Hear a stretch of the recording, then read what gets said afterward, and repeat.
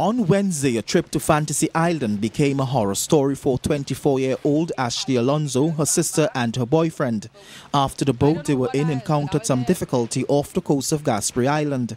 Ashley, who has been around boats all her life, says while on their journey the boat engine stopped.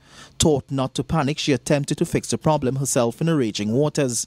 Ashley says when this did not work, she telephoned her father, who advised her to call the Coast Guard as well, while he tried to access help. But it's when she called the Coast Guard that the 24-year-old says things grew from bad to worse. If they came, they would come at high speeds and really come to our aid, and they never did. And I mean, it's the first time we've ever called the Coast Guard for anything. Again, I'm on the sea down the islands my whole life. It was the first time I ever called the Coast Guard for anything, and it's the last time I will ever call the Coast Guard for anything. She says that after making her first call to the Coast Guard, she waited and her sister attempted to swim and pulled their boat off the rocks, but this proved futile. Ashley claims that the officer on the phone told them the boat was prepping to come to rescue them.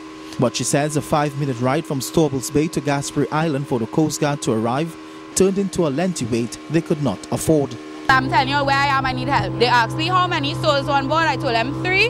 They said they would get somebody to me shortly. I asked how long shortly is because, we needed help. And they simply said shortly. So we were there, and there was another 25 minutes of me calling them, of my father calling them, telling them we need help. Right? Eventually they hung up on my father and stopped taking his calls. So I am calling now, and the situation is frantic because we're drifting now to a point where the rocks are below us.